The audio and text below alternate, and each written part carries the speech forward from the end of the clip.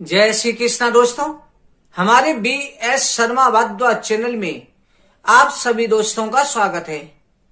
दोस्तों, विजया एकादशी फाल्गुन मास के कृष्ण पक्ष की एकादशी तिथि इसी विजया कहा जाता है।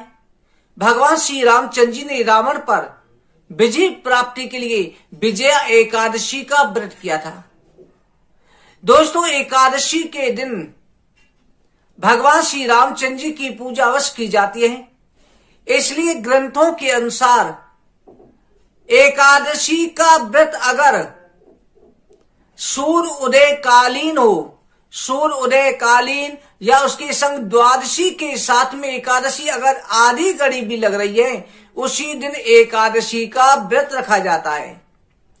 दोस्तों, इस दिन जो है आपको एकादशी की कथा श्रवण करके इस उपाय को कर लेते हैं तो सभी प्रकार की मनोकामना पूरी हो जाती है। मनोकामना पूर्ति के लिए चाहे आपने एकादशी का व्रत नहीं रखा, तब भी कथा सुन के इस उपाय को आप जरूर करें।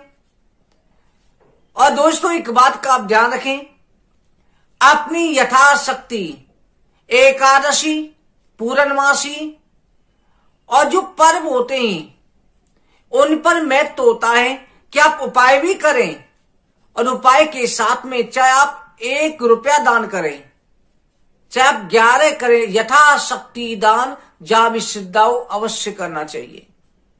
इससे धन की शुद्धि होती है। माता लक्ष्मी क्योंकि नारायण की पत्नी है और नारायण के प्रति समर्पित करने से भगवान प्रसन्न हो जाते हैं। आप एकादशी की कथा सुन के इस उपाय को जरूर करें। दोस्तों, पहले एकादशी की कथा प्रारंभ कर रहे हैं। आप सभी एकादशी की कथा जो है श्रवण करें। बोले एकादशी मातम की जय। धर्मराज युधिष्ठिर कहते हैं कि हे जनार्दन, फाल्गुन मास के कृष्ण पक्ष की एकादशी का क्या नाम है?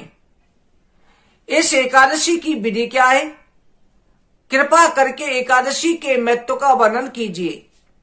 भगवान श्री कृष्ण कहते हैं कि हे राजराजेश्वर, फाल्गुन मास के कृष्ण पक्ष की एकादशी का नाम विजया एकादशी है। उसके व्रत के प्रभाव से मनुष्य को विजय प्राप्त होती है, हर स्थान पर सफलता प्राप्त होती है। इस विजया एकादशी के मातम को पढ़ने और सुनने से समस्त पाप नष्ट हो जाते हैं। एक समय पर देवर्षि नारद जी ने जगत पिता ब्रह्मा जी से पूछा कि ब्रह्मा जी, आप मुझे फाल्गुन मास के कृष्ण पक्ष की विजया नामक एकादशी के व्रत का विधान बतलाए।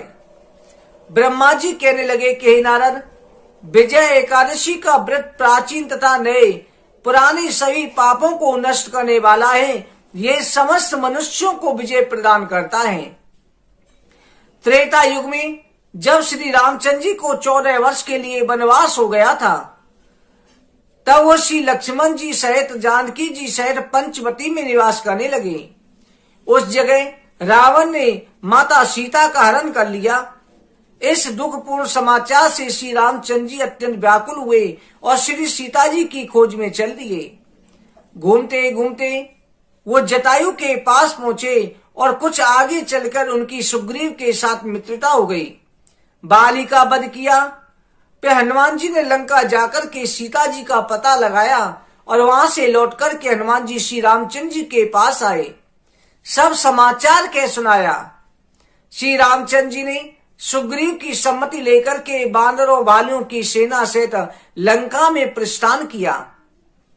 जब श्री रामचंद्र जी समुद्र के किनारे पहुंच गए तो उन्होंने मान अगाध मगरमच्छों से भरा हुआ समुद्र देखकर लक्ष्मण से पूछा कि लक्ष्मण, समुद्र को हम किस प्रकार से पार कर सकते हैं?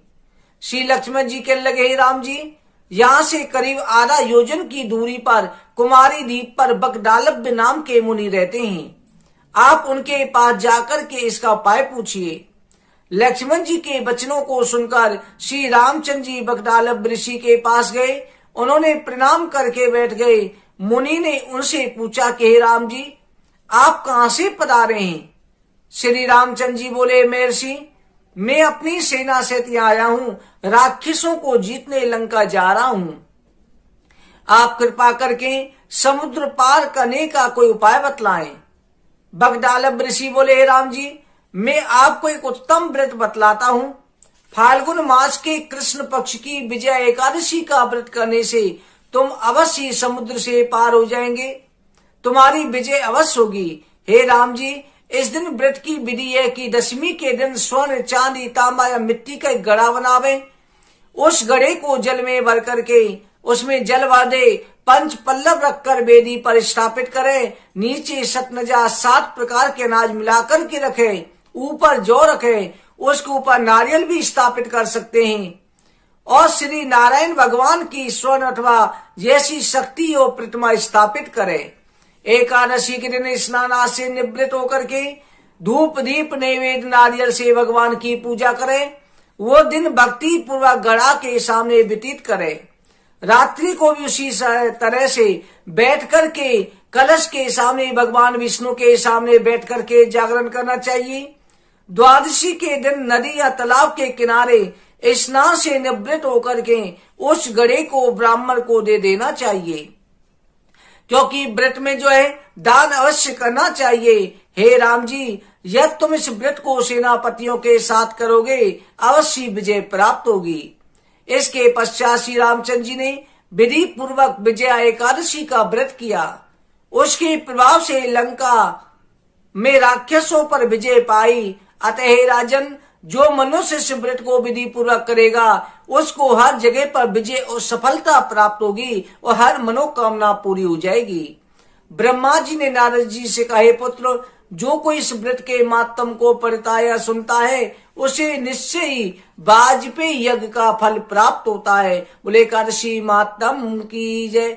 एकादशी की कथा श्रवण करके आपको करना यह, क्यों इसी विजया एकादशी के दिन भगवान श्री नारायण ने तुलसी माता को वरदान प्रदान किया था कि जो कोई भक्त आपकी पूजा करेगा उसके सारे कार्य सिद्ध हो जाएंगे और मेरी कृपा दृष्टि उसके ऊपर बनी रहेगी। इसी विजय एकादशी को वरदान दिया था।